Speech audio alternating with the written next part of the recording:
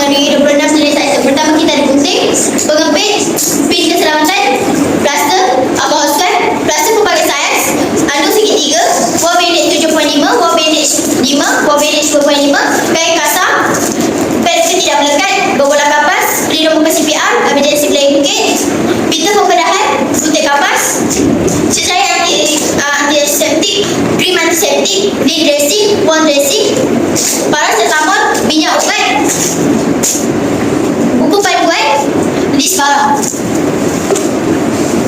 Saya mula akan membuat luka di bahagian dahi mangsa. Pertama-tama letakkan anduk di bahagian dahi mangsa. Balikkan di belakang dahi mangsa. Ikat buku sila supaya doktor dan nurse mudah untuk membukanya. Kemaskan ikatan.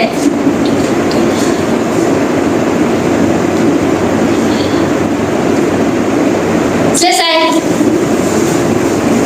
Saya akan merawat pesakit yang mempunyai kecederaan patah tangan. Pertama, letakkan kain adu di atas bahu pesakit. Kemudian, letakkan kain adu di atas leher pesakit. Seterusnya, ikat kain adu menggunakan ikatan buku sila.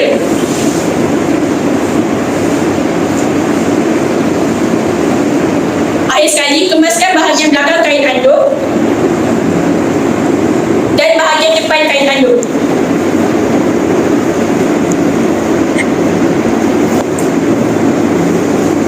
Selesai. Apakah yang perlu kita buat sekiranya mangsa pingsan? Ikut kaedah DRABC. D. Danger. Pastikan kawasan selamat untuk saya, mangsa dan orang sekeliling. Seterusnya R. Respon. Tepuk perlahan di bahu mangsa dan bertanya, awak okey?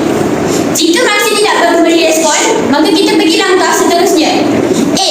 Airway. Buka saluran pernafasan dengan mendongakkan kepala dan mengangkat dagu mangsa untuk memeriksa jika ada benda yang menghalang saluran pernafasan.